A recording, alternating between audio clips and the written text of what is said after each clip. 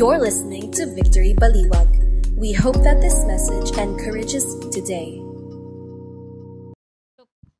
Shukran kitir Pastor Dennis.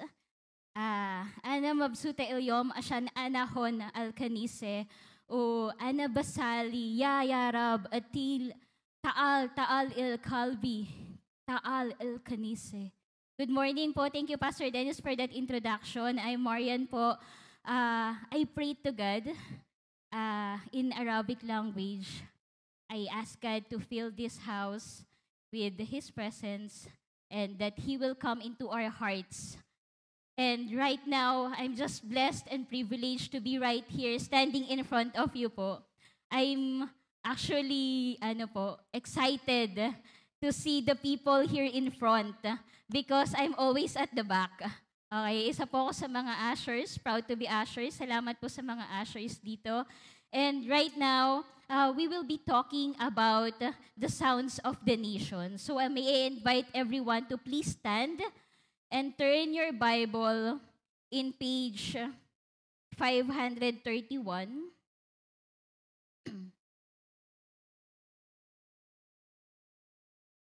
In Acts chapter 2, verses 12 to 14, and then we will skip and jump to verse 37.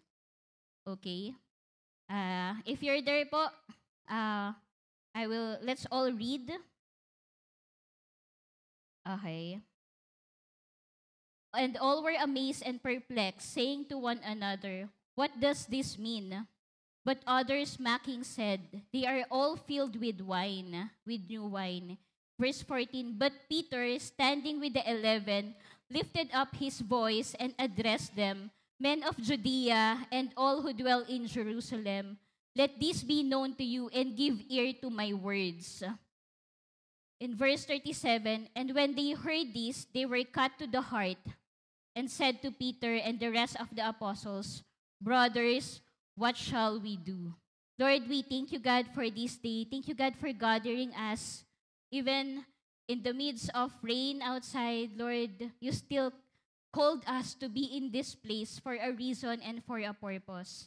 Lord, I pray that your word will strike into our hearts and it will not lead us to stay on our comfort zone, but it will allow us to go out and really obey you and go and make disciples. We honor you at this time in Jesus' name. Amen. Ayan, let's all be seated po. Ayan, kanina po, actually last Friday pa lang, nag-pray po ako, and then I heard na may bagyo daw this weekend. Honestly po, sa kaba ko ngayon, ayan, sabi ko, Lord, mukhang konti yung darating sa church kasi umuulan. Pero I got rebuked by God na, why will you ask that to happen? Bakit mo iisipin or bakit mo iniisip na konti yung tao? They are on fire for me. They want to hear my word. So they will come to the church. And lo and behold, andito po kayo. Ayan, pwede po bang sabihin nyo sa katabi nyo na thank you, you're here? Ayan, kahit po maulan, salamat sa pagising ng maaga at salamat din po na nakapaligo tayo. I hope nakapaligo po tayo kahit malamig yung tubig, di ba? And so right now po, we will be talking about the sounds of the nations. Ang ganda po ng mga kanta na worship pa lang, God is already preparing us to hear His word. Kasi talagang yung mga kanta, I will go anywhere, the heartbeat of God, di ba? And ano nga po ba ang Pentecost? Okay? Hindi ko po alam if I'm like you before na akala ko yung Pentecost, it's just the anointing what Coach Dalia mentioned last Sunday, that when the Spirit of the Lord came to the disciples, they received the Holy Spirit and they speak in tongues. So I thought na yun talaga yung Pentecost. But going back to the Old Testament po, ang Pentecost pala, it's a celebration or a feast of the first harvest.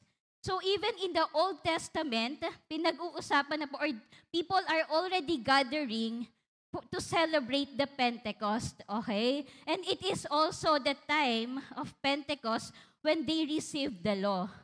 Okay? Nagsa-celebrate po sila because of the law that was given to them.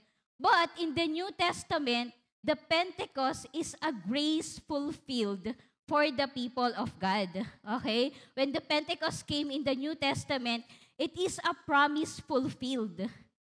Alam niyo po yun, from the Old Testament to the New Testament and to our age right now, parang yung promise ni God, it's already there and it was already fulfilled. The promise of the gift of the Holy Spirit. Okay? So, actually po, without the power of the Holy Spirit talaga, I honestly can say that I cannot stand here in front of you. Last week po, worship pa lang nanginginig na yung tuhod ko, hindi na po ako makakain sa kaba. Kasi alam kong today I will be here. But I was so encouraged by the word that was spoken through Coach Dalia, na it's not about you. It is the power of the Holy Spirit that is alive in you. And you will not tell about your story, but His story. And right now, I'm standing in front of you po because of the Pentecost that happened years in the book of Acts chapter 2. Okay? And I know po, katulad ng sinabi din ni Coach Dalia, the Holy Spirit that empowers the disciples is the same Spirit that is in Coach Dalia with our pastors, with me, and with you. So hindi po natatapos yung Pentecost to the speaking in tongues when the disciple received it. But the Pentecost is still today. And we are actually celebrating this Pentecost Sunday. Okay, ngayon po yun. And sino po dito yung nakapunta na sa ibang bansa, sa ibang lugar na iba yung language? Parang, ayan, di ba? Parang punta ka sa Pampanga, sa Cebu, sa Europe, punta ka sa Switzerland, sa South Africa. Parang iba yung language nila. And sometimes po, sa totoo lang, I personally feel na they are like the birds singing in the morning to me. Alam niyo, pag nakarinig ako ng Ni hao, Waiti, Annyeonghaseyo, Sabah al-Khair, Sabah al-Nur, Assalamualaikum. Lahat po yun, pagka naririnig ko, parang, uy, wow, may ibang lahi dito. Na-excite po ako. Parang, uy, ang galing naman. And Russian is here. I'm so blessed that there are nations represented here. So, parang for us, ano nga po ba yung sound of the nations? Parang, is it the language that they speak? Is it the tongues or when you speak in tongues, is it the sound of the nation? I strongly believe po that this morning as we study the Word of God, the sound of the nation is the sound that gathers people. Okay?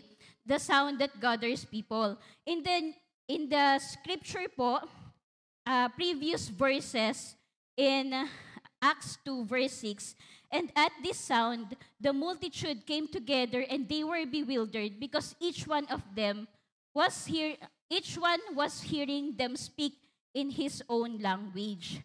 So imagine this with me po. During the preaching of Coach Dalia, yung Pentecost, when the disciples, when they receive the gift of the Holy Spirit, the disciples are here in the upper room. They are speaking in tongues, being filled with the Holy Spirit, while the crowd, the people, the bystander, the outsiders, the multitudes, okay?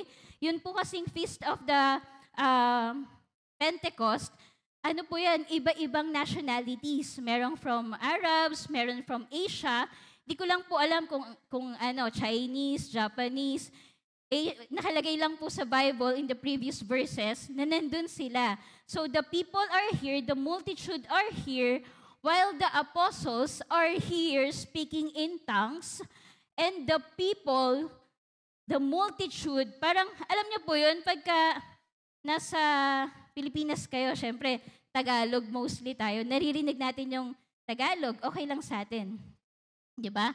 Pero pag nasa ibang bansa tayo, tapos may syempre, English doon, yung main language, di ba?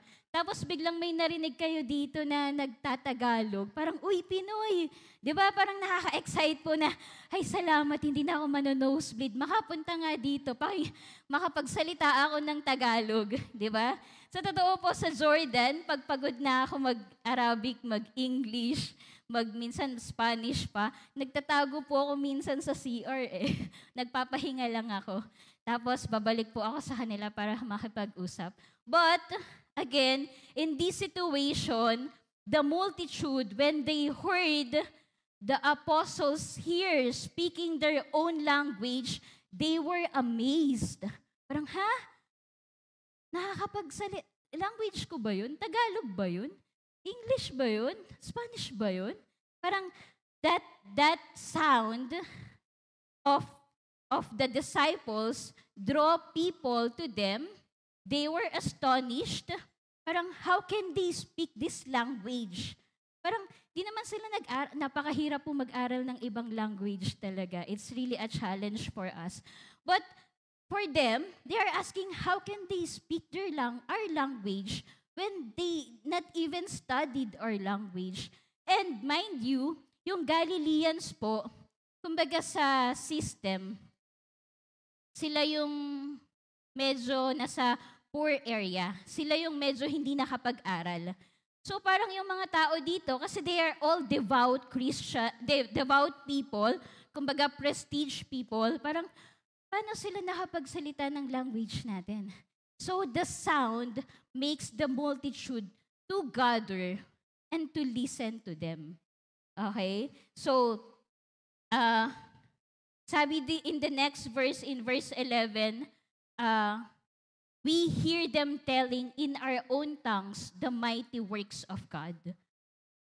We hear them telling. Imagine, ang daming disciples dito speaking in tongues, different languages, and for them, it was just the outpouring of the Holy Spirit. While here, parang may Asian, may Arabic, may Galileans, may Jewish. They're just amazed. Paano sila nakakapagsalita? At ang naririnig lang nila ay these people telling how mighty and great our God is. Parang wow, amazing. Parang mind-blowing po talaga siya sa akin whenever I try to understand paano. For sure maingay po dito. For sure, maingay din dito kasi maraming tao. Pero when they heard their language, speaking in tongues by the disciples, they were amazed to hear that they are all proclaiming the wonderful works of God. You know, based from the scholars po, they said that what happened in the Pentecost is the reversal of the Tower of Babel. Okay? In the Tower of Babel, na-mention din po ito ni Coach last time, in the Tower of Babel, the people gathered, there were unity na with the people na let's make this building. Let's have this goal. And then the Lord strike them and the Lord confused them with language. Tama po? Naalala niyo yung story na yon? And here in the Pentecost, although they are speaking in different language, they all received and understood the mighty works of God. So what happened in the Pentecost is the reversal of what happened in Tower of Babel. And I realized din po, I personally realized that diversity in language is the universal manifestation of God's greatness and sovereignty. Okay? Yung palang pagkakaiba-iba ng language natin, hindi pala ibig sabihin nun na to disunify us, kumbaga para mahati tayo, to struck us. Pero if you will really listen to it, yung different languages, it will all speak of the mighty works of God. Diba? Parang, wow Lord, salamat we have different language. Physically. But in spiritual realms, yung spirit namin, it's undivided, it's unified, and we all come together to glorify and declare the mighty works of God. Okay? And I realize po, dahil, yun nga, ini-imagine ko kung gaano kaingay yung situation that time. Sometimes po sa buhay natin, I don't know if you'll agree with me, that there are times na ang dami talaga pong boses sa paligid natin. That sometimes we can't hear our parents, we can't hear God speaking to us. Ang hirap po talagang marinig na ano bang course kukunin ko, ano bang trabaho yung pupuntahan ko, ano bang gustong gawin sa akin ni God, ano ba yung direction ng buhay ko.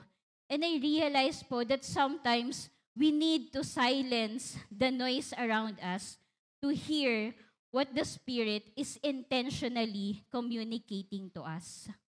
Sometimes we need to let go of the busyness of our schedules. Sometimes we need to let go of the things that pull us out from the will of God. Sometimes we think we need to just quiet ourselves, listen to the music, to the nature's music, and just ask God, Lord, ano po ba talaga yung sinasabi niyo sa akin? Ano ba talaga yung reason kung bakit ako nandito? Bakit nga ba ako nasa simbahan? Of all places, bakit sa Bulacan ako pinanganak? Or sa ganito ako pinanganak? Bakit galing ako sa south, napunta ako sa north? Sometimes we need to quiet down ourselves. We need to silence the voice around us so we can just intentionally go and listen intentionally to what the Spirit is communicating with us. To what the Spirit is communicating with you. Yung mga disciples po, dati silang part of the multitude. Remember, si Peter was a fisherman and so on, di ba? Si Luke, doctor, and kumbaga, before they were part of the crowd. And again, I also realize that we are once part of the crowd. Okay? Dati tayong part nung crowd na kung saan nagtatanong tayo, kung saan kailangan nating makinig, kung saan kailangan nating malaman kung ano yung purpose natin. And the good news is, since the Pentecost, the gospel did not stop, or the gospel was not meant to stay in Jerusalem. It meant for all nations to hear and the whole world to know. Imagine if the Pentecost just stopped there, for sure wala po tayo dito. Ini-imagine ko nga kung hindi natin nakilala si Jesus as a nation, siguro until now we're still worshiping trees, kalikasan, we have anitos, or baka naging Muslim nation tayo. But since the gospel stay out, or the gospel spread, not just in Jerusalem, not just in Judea, Samaria, but even to Asia and to the ends of the world. That's why we're here. Diba? Can we just give God a clap offering for that? The gospel was not meant to stay here in Baliwag. Not meant to stay in Bulacan to NCR.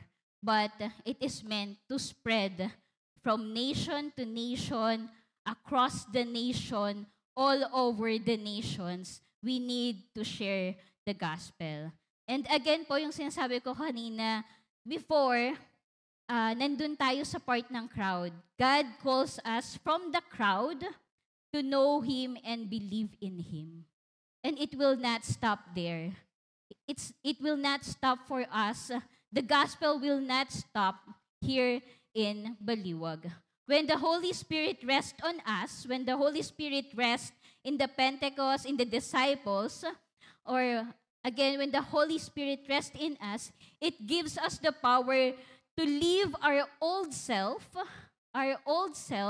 to deny ourselves, and be transformed by the power of the Holy Spirit.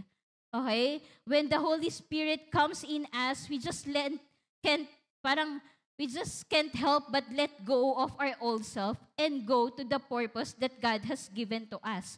The old has gone, the new has come. The Holy Spirit opens our senses that the world does not revolve in the survival of the fittest.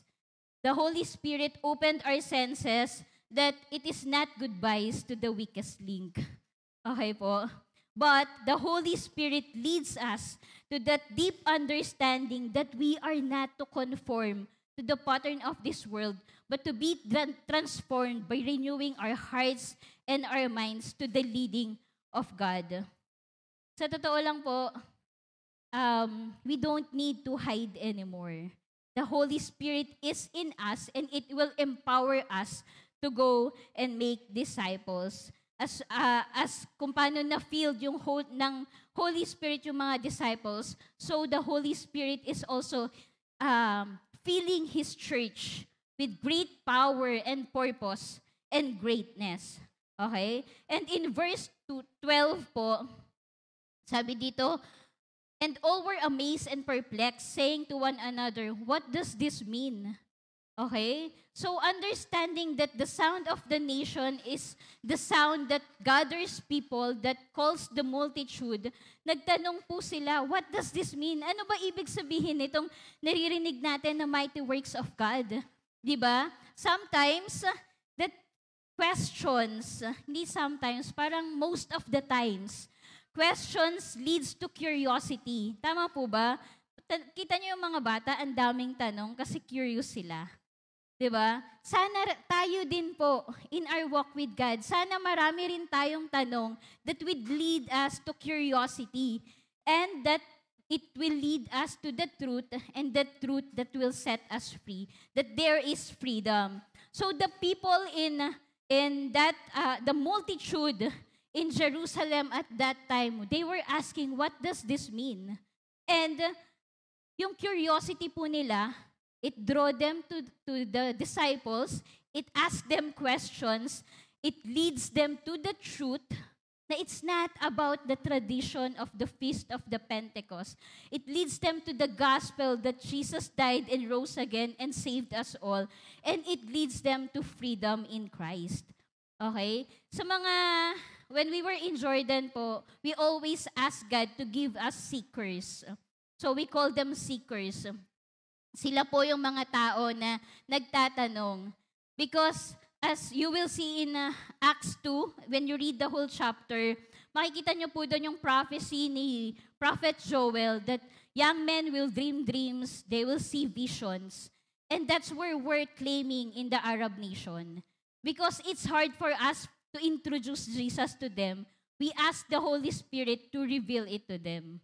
And most of the Muslims po, they get to know Jesus Christ not because of what we're doing, of what we're sharing, but because of the power of Christ transforming them, giving them visions. Nakakapanaginip po talaga sila ng man in a robe calling their name. Nakakarinig po talaga sila ng sounds calling them, Marian, Marian. Totoo po that the prophecy before is really happening. It is transforming lives. So, I hope po that tayo, as a believer of Christ, when we go out, kumbaga, we seek for people. Diba? We ask God, Lord, sino ba sa kanila yung mga seekers? And we share them. Lord, alam niyo ba, let's just lead them 1 inch closer to the gospel. Let's lead these people, these curious people, to the truth 1 inch closer to know Jesus. Pwede pong tayo yung gamitin, pwedeng hindi tayo, pero one thing is for sure, the Lord will use you. Okay? And that leads to our second point, that the sound of the nation is the sound that proclaims the gospel. Okay? So, sorry, I'm getting ahead of myself.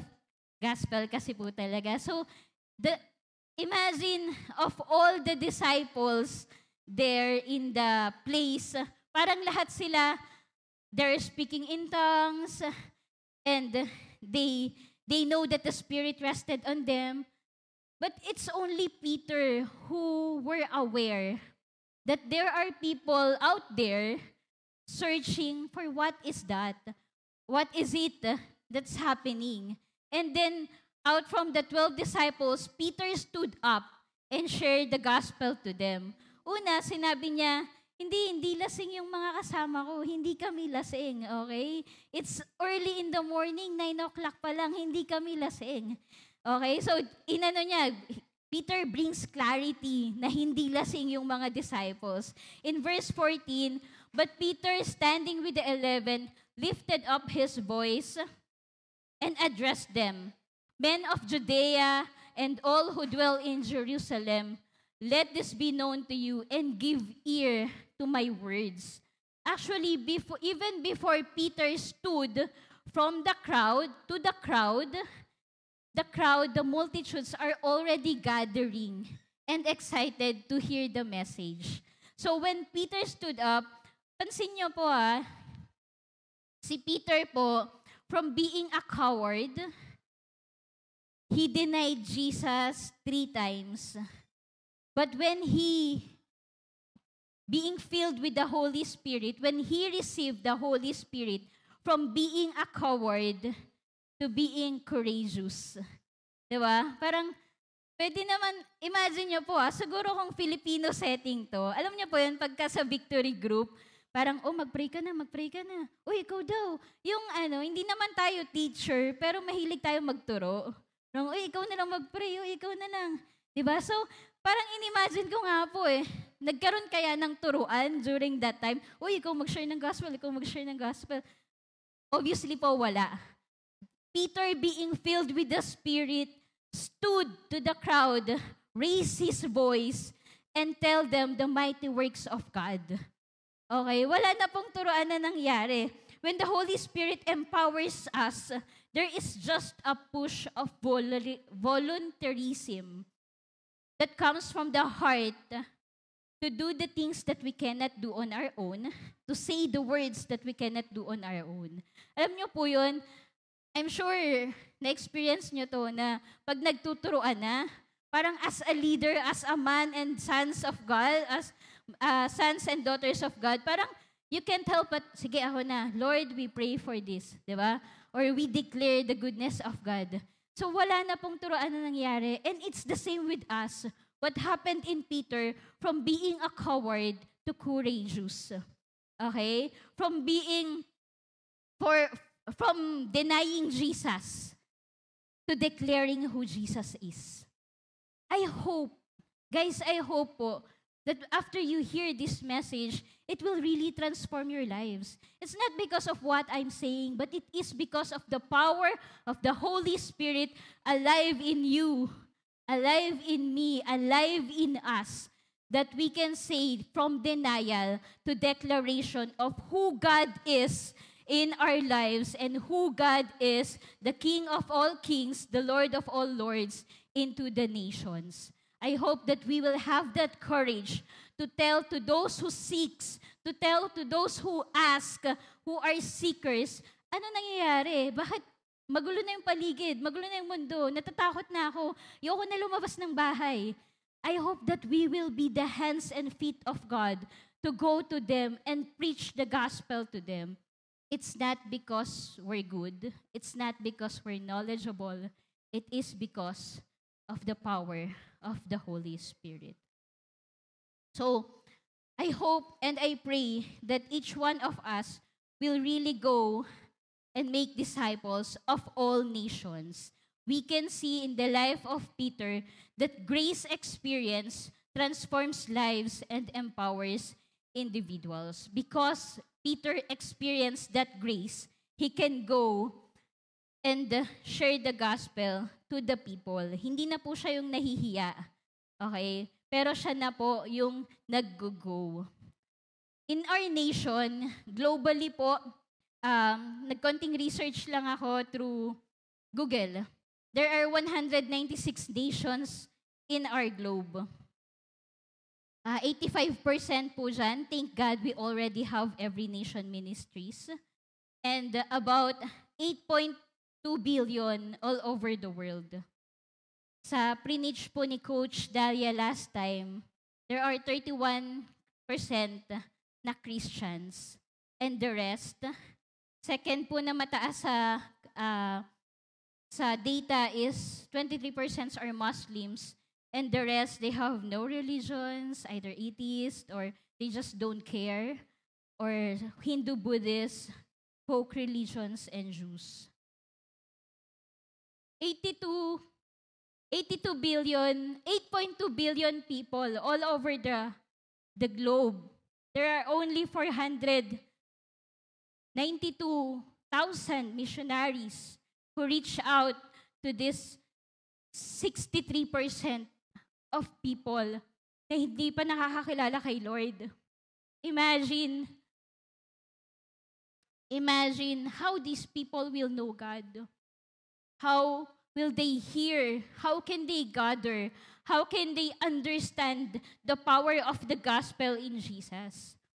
Hindi ko po kayo, kumbaga, it's not a power trip, but I hope that from this crowd, 1, 2, 3, 10 missionaries will rise to go out and share the gospel to the nations.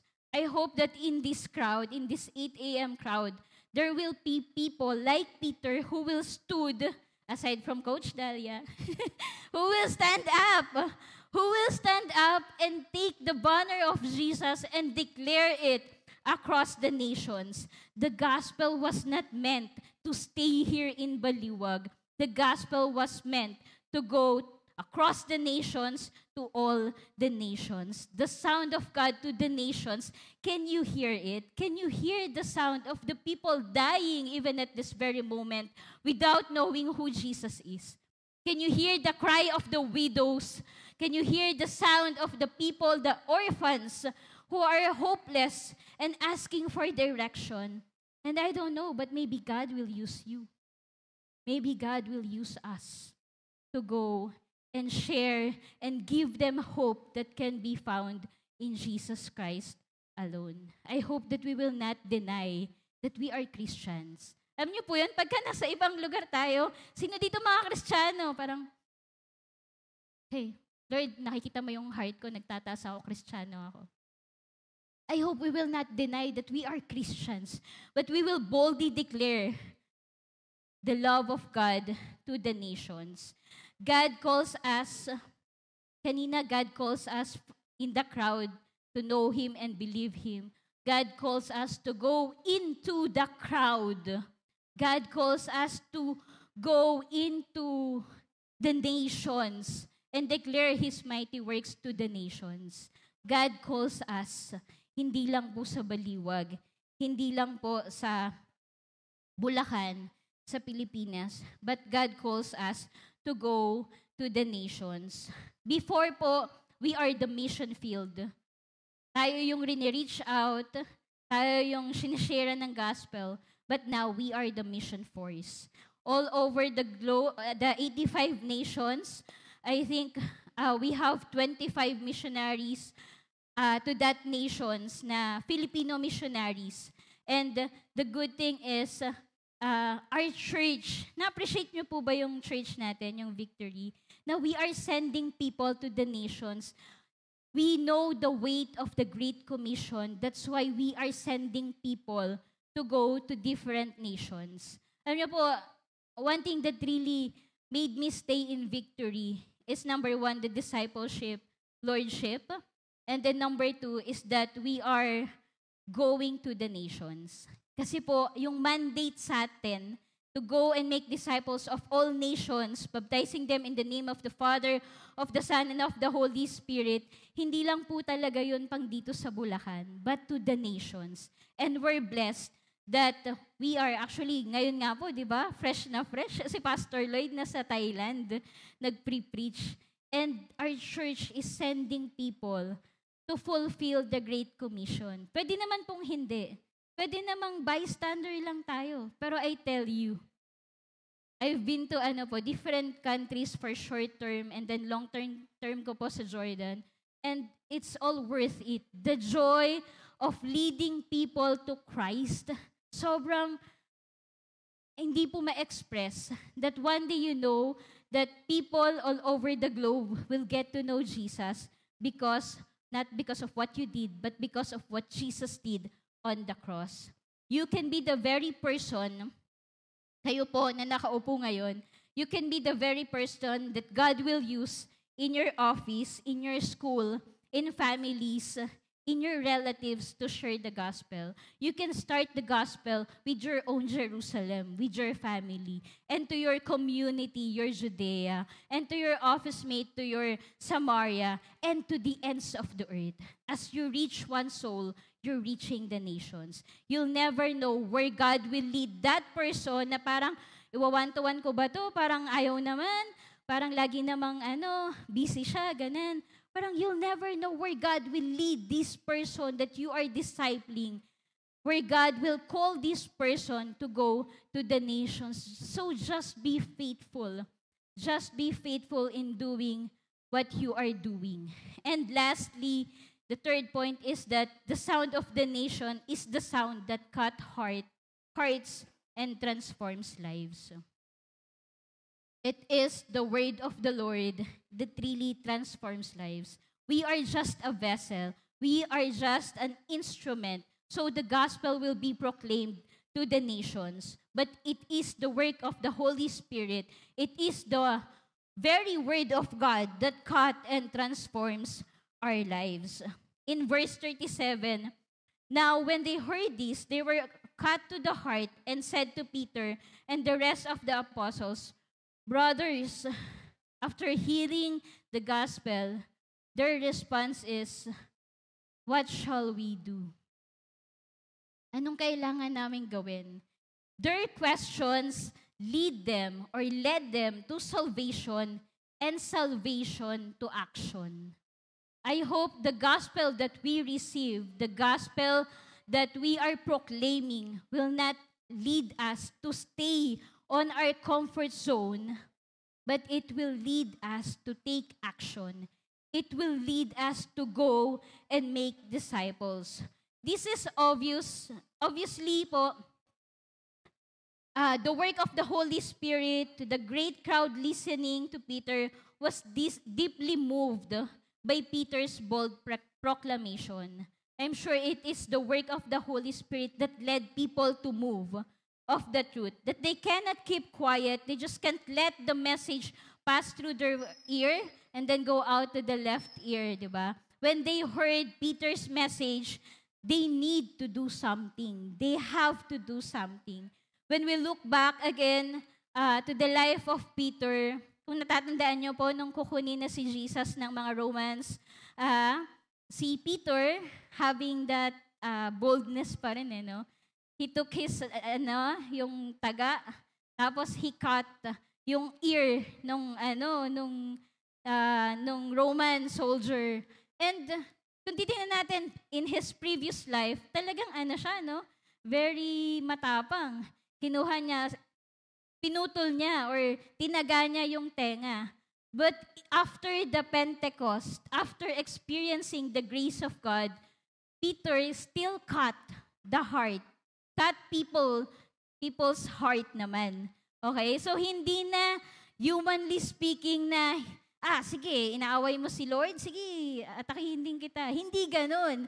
Pero yung atake niya na, hindi na by his own might, but through the gospel.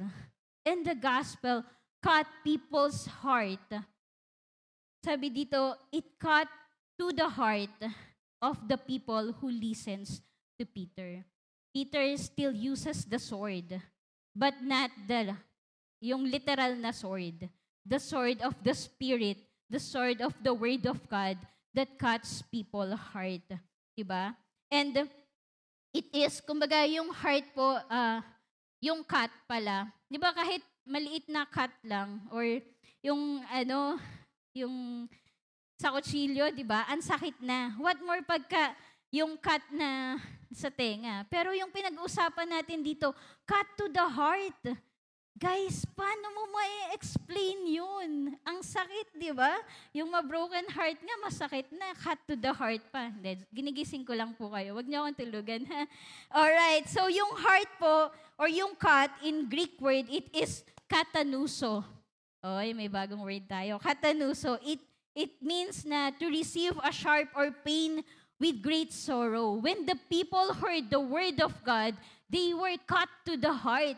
It means they received a great sorrow that they realized they were part of the crucifixion of Jesus Christ, and now they are asking, what shall we do? Natanong nyo na po ba yun sa isip nyo? Kasi minsan talaga nakakalimutan natin that we were once part of what happened in Jesus Christ on the cross. It is because of us that He died, He was crucified, but He rose again. It was because of us, because of our sins, that led Him to that crucifixion. But it is also because of His love to us, His love to the world, that He gave His only begotten Son. And He said that whosoever believe in Him will not perish but have eternal life in Him. Alam niyo po yun, parang after understanding all this, after understanding the love of God that transforms us, parang you can't help but ask God, Lord, parang what can I do? Parang after hearing all this, after knowing your salvation, your love for me, anong pwede kong gawin? And there's nothing actually that we can do more or less to make Him love more or less, because He already loved us. Even before the world was formed, He gave His only Son because He loved us. And I hope that our response will be, Lord, anong gagawin namin? Parang, God, I admit that I'm a sinner. I admit that I can't do anything without your power. And may that gospel will allow us to go and make Him known. To go and respond. The right respond. I realize, may nabasa po ako, nakalimutan ko na kung saan ko nabasa, patawarin niyo po ako. Yung sabi dito, when God is working on someone's heart, they want to come to Him. They will act to come to God. Okay?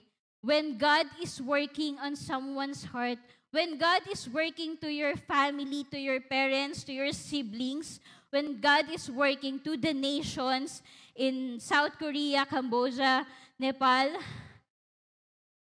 when God is working on nations, they want to come to Him. They will act to come to God.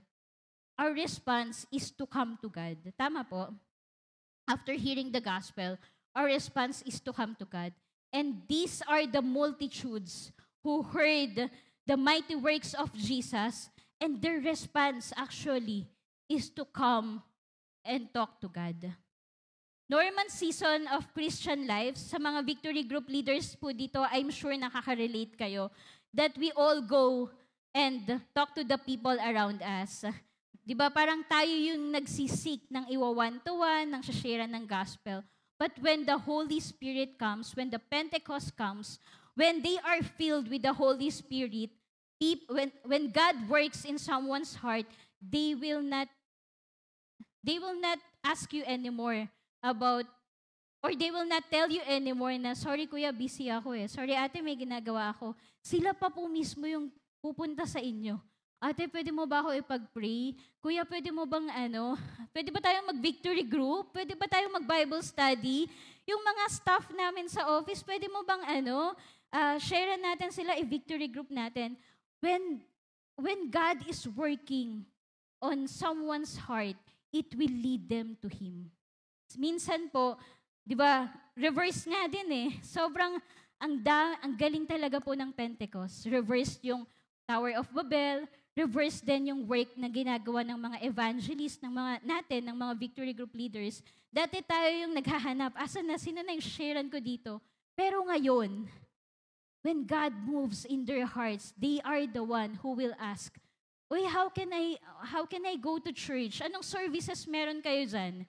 Sila na po yung nagtatanong. I think one of the reasons na pumupunta tayo sa church, of course, is to hear the Word of God.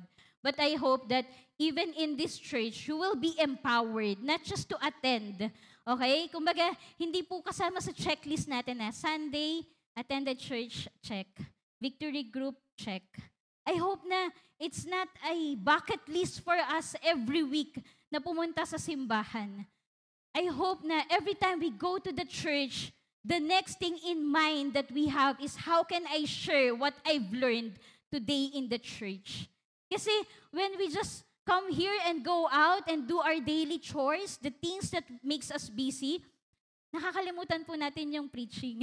Nakakalimutan natin yung word ni God today. Pero when we share it to other people, when we go out and share it to the people around us, it helps us remember the goodness of God. The gospel should not stay and cannot stay here in Bulacan. Hindi po pwede. Di papayag si Coach Dalia na magstay sa Bulacan yung message, yung gospel. We need to go out. We need to do something. We need to share the gospel. Nation to nation, across the nation, to every nation. Bakit? Kasi po, I want you to bear this in your mind. Mangyayari po ito. And sobrang saya po kung magiging kasali tayo sa mangyayari. In Revelations chapter 7 verse 9, sabi doon, after this, I look and behold a great multitude that no one could number, from every nation, 196 nations, from all tribes and peoples and languages, standing before the throne and before the Lamb, clothed in white robes with palm branches in their hands. In verse 10, and crying out with a loud voice, salvation belongs to our God who sits on the throne and to the Lamb.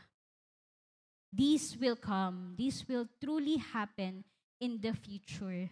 And ang saya po na the people, the crowd from Victory Baliwag 8 a.m. service is part of what God is doing in the nations today. That the time will come when this revelation is already at hand. We are part of these multitudes. We are part of the people from all over the nations gathering together, worshiping one and only true God. As I call on the music team po, and as we will be ending in a bit, the heart of God beats for the nations. The heart of God beats for you, for me, for all of us, and to the nations. The mission has always been to the nations. Imagine if the gospel stayed in Jerusalem, nasan po kaya tayo? Nasan kaya tayo? That's why we don't want to imagine that the gospel will stop here. We can't imagine the gospel na nagiging stagnant lang sa Victory Bulacan, Victory Baliwag. We want the gospel to be proclaimed to the nations. So, di ko po kayo iiwan na walang question. I hope na nagkaroon ng question sa mind nyo. Marian, what shall we do? What shall we do after hearing all this? And I hope that the Word of God really strike your heart. There are 3 things that we can do po to be part of this global mission. Number 1 is to pray. To pray, to go, yan. To pray. We need to pray for more missionaries to be sent to the nations. We need to go. Last month po, I'm sure madami po kami dito. Kung maaalala nyo, the church prayed for us. We will go to South Korea. We are about to go to South Korea on June 26. 14 of us from different Victory Bulacan's locations. Sad to say po that 7 of us, including me, got denied with our visa. And nakakatuwa lang po si God that man's denial is God's approval to the nations.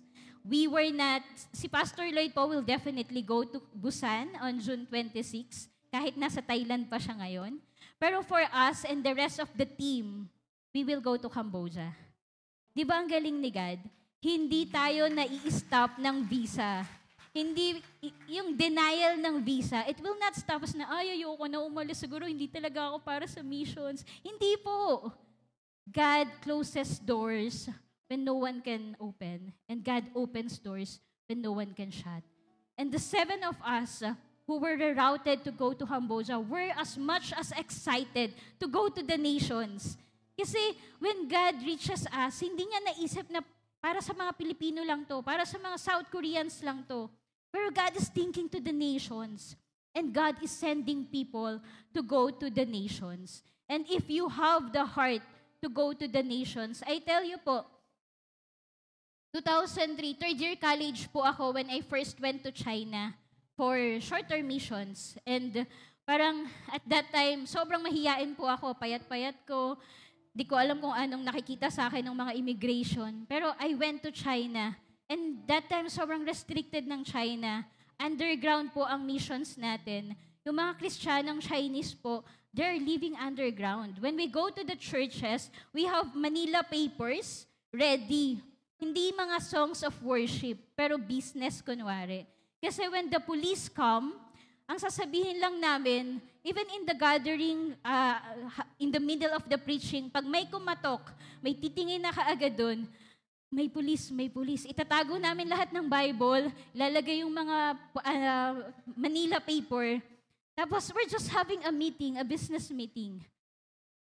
Ganun po yung first experience ko ng missions. When I went to Nepal, 2012, I saw people, they are laughing, they are smiling, but they are empty inside. I saw the vision na para silang zombie. Kidding aside, sobrang, alam niyo po yung zombie, di ba? They're just walking around, feeling nothing. They are dead in the spirit. And I know in my heart at that very moment that they need to know who Jesus is. That they need to understand the love of God. That the breath of God will give them life. That's why I answered to go to the missions. 2012 po when I started to understand God's calling in my life to go to the nations. In 2015, I studied at School of World Missions. I was rerouted, supposedly go to India, to go to Egypt. And my heart broke. Lord, bakit ang daming denial? Bakit gusto ko lang naman mag-serve sa'yo sa Cairo, sa Egypt? Bakit ganun? And God rerouted me to Jordan. And guess what? Right now, we already have our church in Jordan, and they are the one who are reaching out to the different nations. And then, give. Let's all have the heart to give. It may be a big amount, a small amount, but you can take part of sending missionaries by giving to our world missions. And can I just ask everyone to stand and let us all pray this prayer before we worship God in one song? Pwede po bang all eyes here in the screen, let us all read and declare this. Almighty God, we stand before you in awe and thanksgiving on this Pentecost Sunday. We remember the day when your Spirit descended like a rushing wind with tongues of fire resting on your people. You filled them with power, boldness, and unity, enabling them to declare your mighty works to the ends of the earth. Lord, we ask that you do it again. Fill this place and our hearts with your presence. You promised that the nations are yours, O God, that every tribe, every tongue, and people belong to you. We boldly ask you to fulfill your promise through us. Break down every barrier, culture, linguistic, and spiritual, so that the saving name of Jesus is heard and believed everywhere.